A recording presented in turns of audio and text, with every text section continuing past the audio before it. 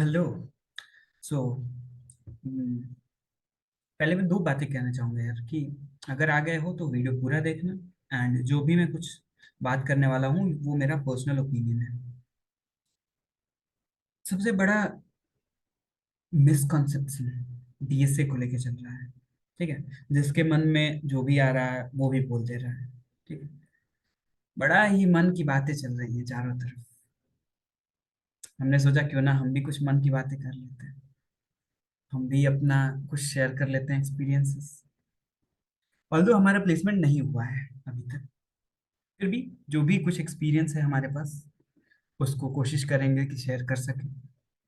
आखिर डीएसए कैसे कर सकते हैं या फिर मैंने कैसे किया है, जो भी कुछ है। जैसे कि डीएसए को लेके कभी कोई कोई भी कमेंट कर देता है। कोई कह देता है कि 15 मिनट में एक क्वेश्चन कर जाओ। कोई कह देता है कि वो 15-15 क्वेश्चंस करते हैं दिन में।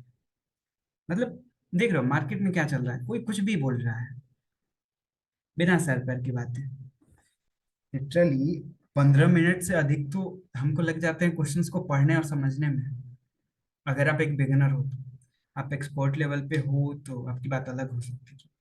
लेकिन अगर आप बिगिनर हो तो आप क्वेश्चन को समझना, उसका अप्रोच समझना, उसमें 15 मिनट्स लग जाते हैं। और ये स्टेटमेंट किसी मेंटोर ने दिया था। दूसरा ये है कि यार अगर 15-15 क्वेश्चन आप करोगे एक दिन में तो लिटरली पॉसिबल है कि आप लीड कोड के क्वेश्चंस को ही खत्म कर दो, अगर आप एक साल के लिए कंसिस्टेंट हो तो। या फिर आप उनसे भी अधिक क्वेश्चंस लगा लो जो एक्चुअल में यूट्यूब पे पढ़ाया करते हैं, वो भी महीनों में।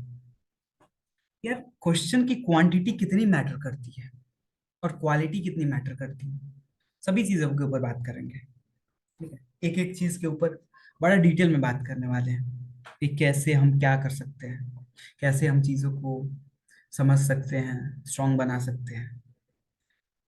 तो चलो यार शुरू करते हैं अपना डीएसए की जर्नी।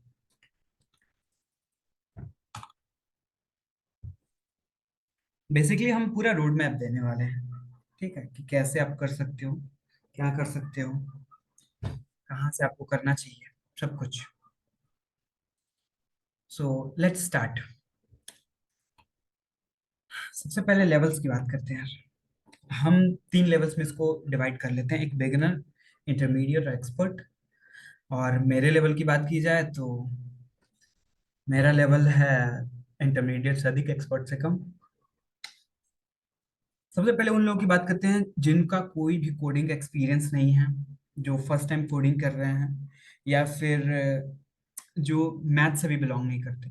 बिल्कुल उनका अ, कोई भी इससे टच ही नहीं रहा है कभी भी। उनको कैसे करना चाहिए? तो देखो यार, सबसे पहले मैं ये कहना चाहूंगा कि ये जो क्वेश्चन है ना कि क्वांटिटी, कितनी क्वांटिटी करनी चाहिए, 10 करनी चाहिए, 15 करनी चाहिए, 20 करनी चाहिए, ये पर्सन टू पर्सन डिफर करती है। पहली बात तो ये है। दूसरी बात ये है कि हमारी क्वांटिटी मैटर नहीं करती है। हमारा मैटर करता है टॉपिक को समझना। हम कितने क्वेश्चन सॉल्व करके उस टॉपिक को समझ लेते हैं। और पर्सनली मेरी मानो तो एक बिगिनर को 3-4 क्वेश्चन से अधिक नहीं करने चाहिए। और क्वेश्चंस को कैसे अप्रोच करना है वो भी हम बात करेंगे।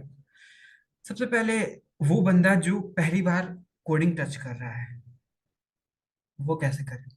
जैसे अगर आपने अभी जावास्क्रिप्ट जस्ट पढ़ी है और आप अब चाहते हो कि प्रॉब्लम सॉल्विंग में एंटर करें और प्रॉब्लम सॉल्विंग स्टार्ट करें, तो आप कैसे कर सकते हैं?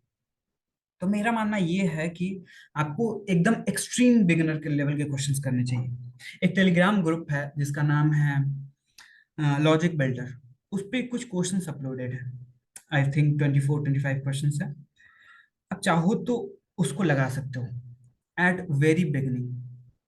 उन क्वेश्चन से ये होगा कि आप सिंटेक्स को अंडरस्टैंड करना समझ जाओगे। ठीक है, मतलब कि फॉर लूप्स या फिर इफ एल्स या फिर ऐसे जो भी स्टेटमेंट्स हैं, जो भी हमारा सिंटेक्स है, वो आप समझ जाओगे उन क्वेश्चंस को सॉल्व करके। आपको एक एक आइडिया, एक अनुभव हो जाएगा कि कैसे हम कोड लिख सकते हैं या फिर कैसे जो भी है।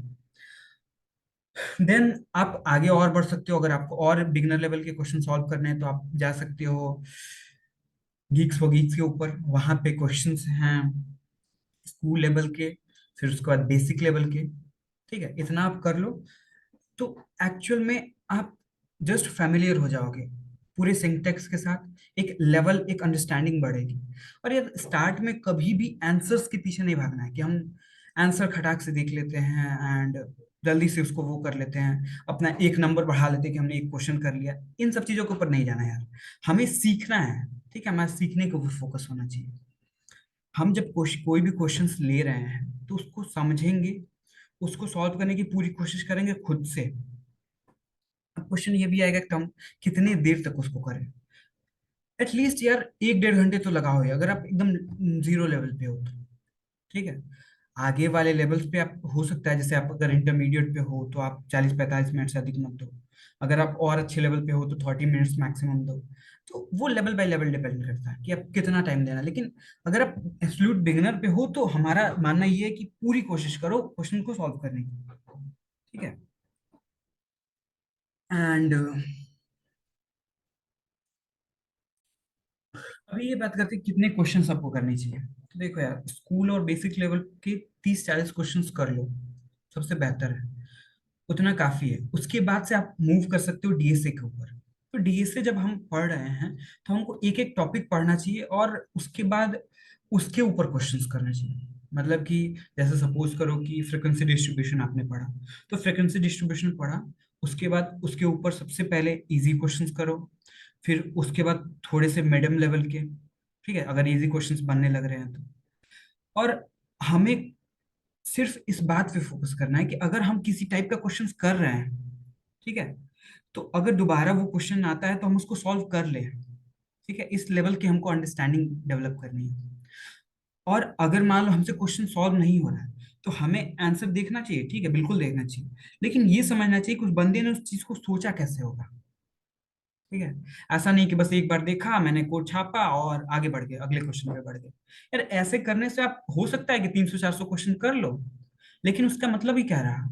मतलब कि अगर आपको एक हल्का सा अलग क्वेश्चन दिया गया तो आप दिमाग लगा ही नहीं पाओगे, क्योंकि आपने सिर्फ नंबर्स बढ़ाने के ऊपर ध्यान दिया है कि मैं इतने क्वेश्चंस कर लेता हूँ। यार क्वालिटी मैटर्स। ठीक है, आप हर एक टाइप के क्वेश्चंस करो और उनकी मतलब कि क्वांटिटी के ऊपर फोकस मत करो।